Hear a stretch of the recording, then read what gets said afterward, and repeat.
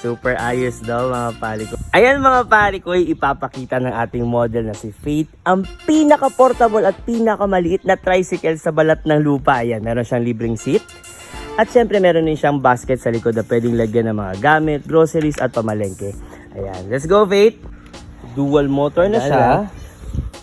Plus merong headlight. At naka-disc brake pa. At pwede na rin tayong mamasyal kasama ang ating mga baby. Ayan o. Ingat lang. Ingat.